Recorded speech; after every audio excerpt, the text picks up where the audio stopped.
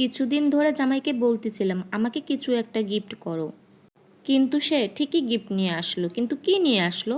তাকে আমি বারবার প্রশ্ন করলাম কি গিফট আনলা, কোনো উত্তর সে দেয়নি।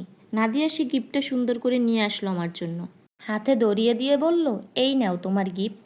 আমি তো হাতে পেয়েই মহা খুশি, কি না কি দিছে। আমি তো মহা খুশি ছিলাম গিফট দেখে, কিন্তু গিফট যখন প্যাকেটটা খুলে ফেললাম, ছিঁড়িয়ে দেখি এর ভিতরে শুটকি। ভাই, গিফট দিলি দিলি, এর সাথে যা যা লাগে তাই দিবি না? মানুষ তো শাড়ির সাথে চুড়ি, ফিতা, লিপস্টিক, টিপ এগুলো দেয়। আমাকে এর সাথে মরিচের গুঁড়া, হলুদের গুঁড়া, লবণ, তেল এগুলো দিবে না? যাই হোক, যখন গিফটটা দিচ্ছ, আমার তেল, লবণ, হলুদের গুঁড়া, মরিচের গুঁড়া দিয়েই এখন রান্না করা লাগবে, কি আর করার। সো এভরিওয়ান, আসসালামু আলাইকুম। সবাই কেমন আছেন? আশা করি ভালো আছেন এবং সুস্থ আছেন আল্লাহর রহমতে। আলহামদুলিল্লাহ, আমরাও ভালো আছি। অনেক দিনই তো হয়ে গেল রান্নার কোনো ভিডিও দিই না। যখন জামাই গিফটটা করলো, তাহলে আর না দিয়ে কি পারি আপনাদের সাথে, তাই একটু শেয়ার করে নিলাম। প্রথমে আমি শুটকিটারে সুন্দর করে কেটে কুটে পরিষ্কার করে নিয়েছি।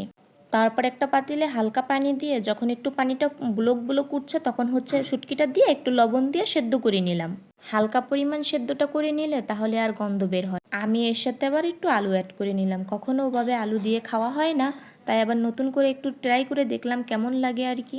আর কিছু খাক আর না খাক, প্রতি তরকারিতে তার আলু লাগবেই, আলু না হলে তার চলেই না দিন। তারপরে আবার ঠান্ডা পানি দিয়ে হালকা করে ধুয়ে নিয়েছি। তারপরে একটা পাতিলে তেল গরম করে তার ভিতরে ওই আলুটা আর শুটকিটা দিয়ে হালকা একটু লবণ হলুদ দিয়ে ভেজে নিলাম।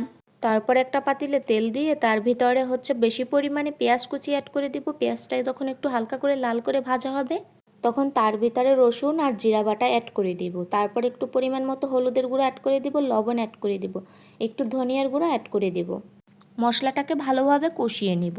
মশলা যতই কষাবো তত সুগন্ধি বের হবে। মশলা কষানোর শেষে তার ভিতরে ওই ভেজে রাখা শুটকি আর আলুটা দিয়ে দিলাম। আপনারা চাইলে আলুটা নাও ভেজে নিতে পারেন, আমি আলুটা পার্সোনালি ভেজে নিয়েছি। রান্না করতেছিলাম আর আপনাদের একটু পিছনের ভিউটা দেখাইলাম। আলু আর শুটকিটা দিয়ে ভালো করে কষিয়ে নেব। একটু পরিমাণ পানি দেবো আর কষাবো। যত কষাবো তত সুগন্ধি বের হবে। যে কোনো সবজি বা মাছ যদি ভুনা করি আমরা, তাহলে ভালো করে কষিয়ে নিলে তাহলে তত স্বাদ বের হয়। তারপর পরিমাণ মতো পানিটা অ্যাড করে দেব, অ্যাড করে ঢাকনা দিয়ে দেব। ব্লক ওঠার পরে ঢাকনাটা উঠিয়ে দেব। আহা, দেখতে কি সুন্দর কালারটা যা আসছে না। কার কার শুটকি ভুনা খুব পছন্দের? আমার কাছে তো শুটকি ভুনা হোক, শুটকি ভর্তা হোক, খুব পছন্দের। যেদিনই শুটকি ভুনা হবে, সেদিনই পাতিলের ভাত একদমই শেষ হয়ে যাবে।